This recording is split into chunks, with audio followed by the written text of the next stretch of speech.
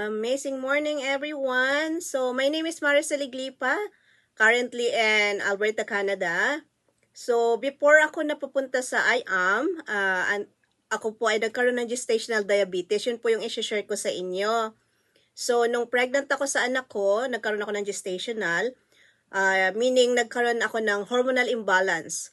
And then, for almost a month, nag-insulin ako ng 3 times, but still, hindi pa rin na-correct yung aking blood sugar. But the doctor said, usually, gestational nako-correct or bumabalik ang normal blood sugar natin kapag nakapanganak na ang isang babae. In my case po, hindi po siya bumalik.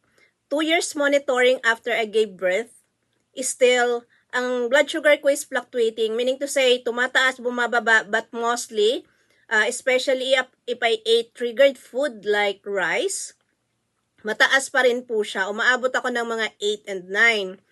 So, doon ko po nang makilala ko ang barley. So, instead na uminom ako ng gamot, because I was advised na uminom ng gamot, which is I opted not to. Ang ginawa ko po, nung nag-member ako sa barley, isa yun sa reason ko is to correct or para hindi ako mag-maintenance. Which is good thing po, thanks God.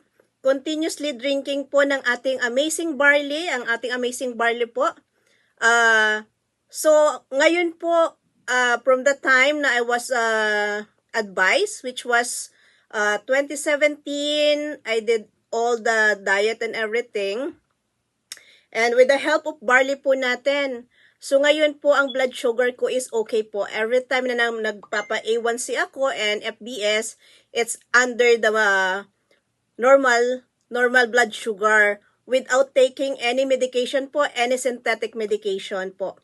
And then another thing with my problem po, after din ng ako ay magbuntis, and then I found out, I noted na nagkaroon ako ng irregular menstruation, which is before, hindi ko siya nararanasan. I'm pretty much normal ang period ko monthly.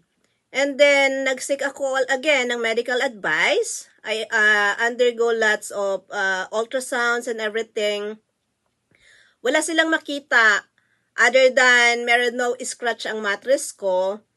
But other than that, wala silang hindi nila ma-figure out kung bakit ako nagkakaroon ng bleeding for almost 2 years. Almost 2 years akong bleeding on and off. And then, I decided na last na option, which is advice ng doctor ko din, na magpa-biopsy. The biopsy result was, it's okay, nothing. Wala silang makita doon, negative for cancer or everything. And then, I was advised again na mag-take ng gamot, which is pills. So, matigas ang ulo ng inyong mentor, hindi ako uminom ng medication again.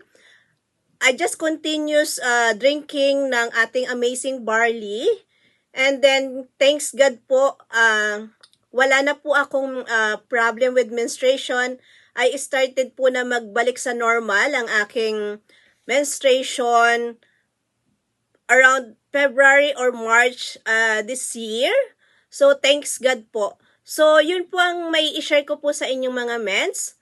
And I hope nakatulong or merong mga nakaka-relate dito na mga invites and mentors na kung minsan kailangan lang natin ng disiplina and with the help of our amazing barley. So, hindi po natin kailangan mag-jump agad sa mga synthetic medication. Again, I'm Maricel Cabangon Iglipa and I am worldwide.